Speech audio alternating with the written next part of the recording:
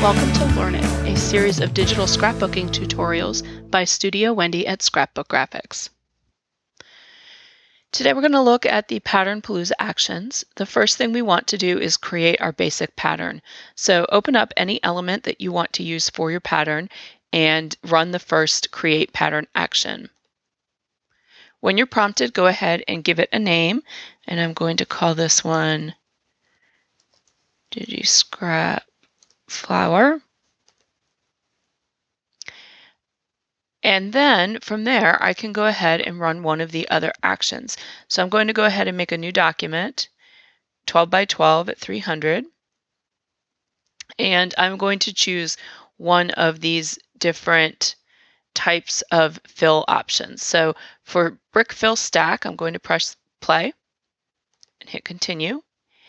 And then I just need to choose the pattern that we just created and press OK. When I do, I'm going to be presented with the options box here, and you'll see I can change the size of the pattern. I can change the spacing, how far apart they are.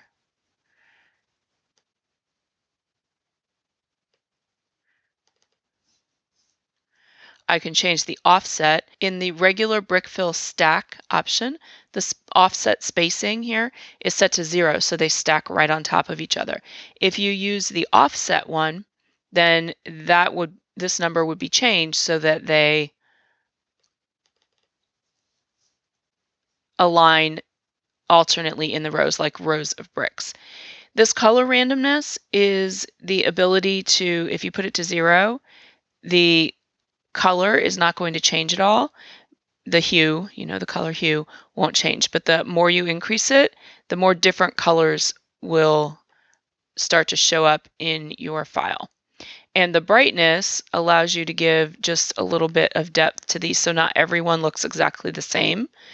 You can just tuck up your color and tuck up your brightness a little bit, and you get a little bit of a different variation. And then this is the rotation. If you want to rotate that object around, you can adjust that. When you're happy with it, hit OK. And your pattern will then fill your layer. So let's go ahead and go through a couple other options. I'm going to go ahead and choose the brick offset. And choosing the same pattern there, you'll see that this offset is automatically set to 50. And press OK. And now it's going to offset them every other one. Let's go ahead and try the spiral one next. So I'm going to go ahead and press play.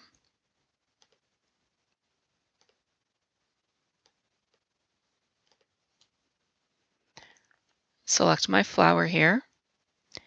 And you'll see here, this one is going to take it and place it in a spiral. And because this is such a large element, I'm going to go ahead and reduce the size of that and press OK. And there we go. We've got that pattern applied in a spiral. The next one is called a weave.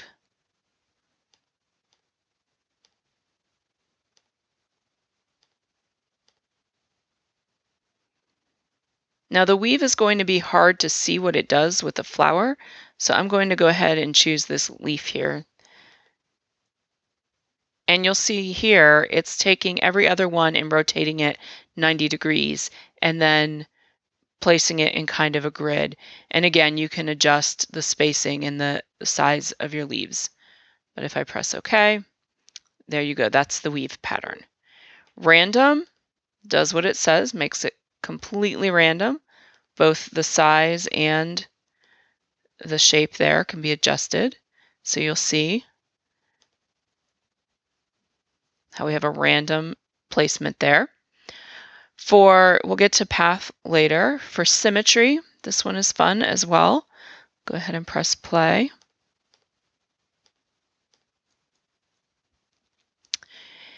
And let's go ahead and reduce the size of those. And press OK. And it's hard to tell, but what symmetry is doing is actually rotating this around sort of a flower shape. Let's go ahead and try that with a different object. That leaf earlier was a really good version of this one.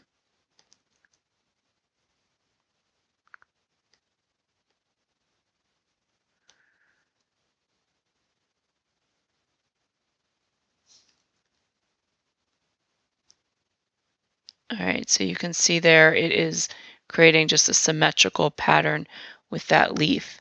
And if you run it again,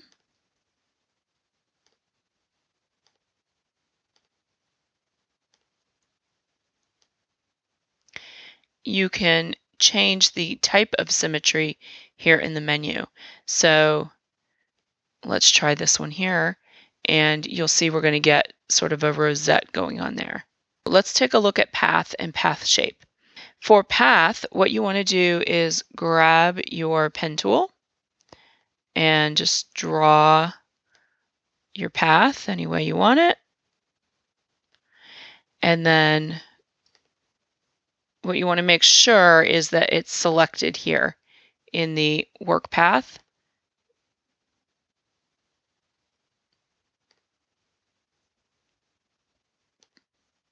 And then we're going to come over, choose the path action, and go ahead and press play.